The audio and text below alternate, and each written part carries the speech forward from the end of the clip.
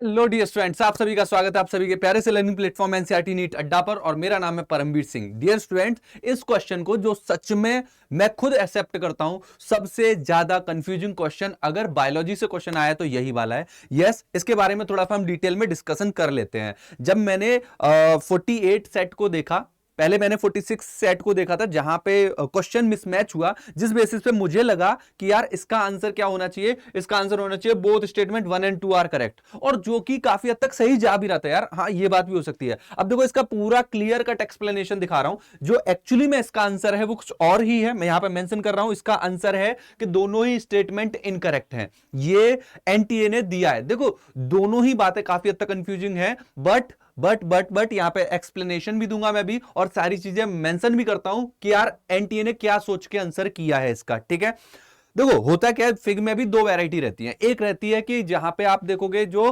Forest वगैरह में मिलेगा, जंगली जो रहेगा, राइट। और एक रहती है कौन सी वैरायटी, जो हम खाने के लिए यूज करते हैं। तो यहां पे एनटीए ने क्या अप्रोच किया है कि दोनों ही स्टेटमेंट इनकरेक्ट है। इसका आंसर समझो कि fig fruit is non vegetarian fruit as it has enclose fig wasp in it.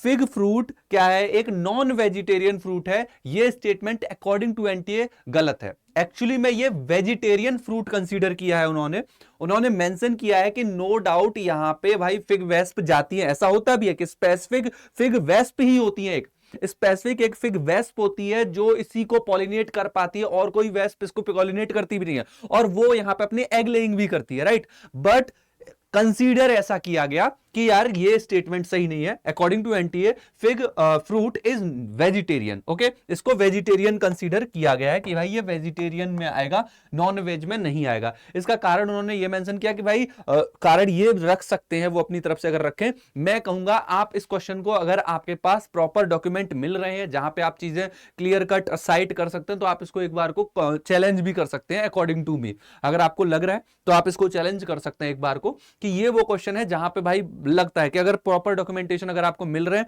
कि यस फिग फ्रूट एक नॉन वेजिटेरियन है, और अगर आप वेजिटेरियन वाले पॉइंट को रख के आए हो तो आप इसको चैलेंज कर सकते हो according to me, right. No doubt ये statement according to NTA incorrect है, क्योंकि उन्होंने इसको वेजिटेरियन ही कंसीडर किया है। ठीक है, आ जाते हैं दूसरे स्टेटमेंट पे। Fig wasp and fig tree exhibit mutual relationship as fig wasp complete its life cycle in fig fruit and fig fruit get pollinated. Actually यहां पे इन्फ्लोरेसेंस वर्ड होना चाहिए। इस रेस्पेक्ट में ये वाला स्टेटमेंट भी गलत है। तो आप नोटिस करेंगे ये दोनों ही स्टेटमेंट अकॉर्डिंग टू एनसीईआरटी क्या हो जाएंगे भाई, इनकरेक्ट हो जाएंगे। देखो, अकॉर्डिंग टू एनसीईआरटी इसका आंसर 4 ही है, सॉरी अकॉर्डिंग टू एनटीए इसका आंसर 4 ही है। एनटीए ने माना है, मगर अभी भी अगर आप चैलेंज करना चाहते हैं तो with proper document, with proper explanation, एक ऑथेंटिक एक्सप्लेनेशन के साथ आप इस क्वेश्चन को चैलेंज कर सकते हैं। क्योंकि यहां पे ये जो स्टेटमेंट है ना, स्टेटमेंट 1, अकॉर्डिंग टू एनटीए उन्होंने इसको वेजिटेरियन कंसीडर किया है, बट कई सारे लिटरेचर के पॉइंट ऑफ व्यू से अगर आप देखेंगे तो इसमें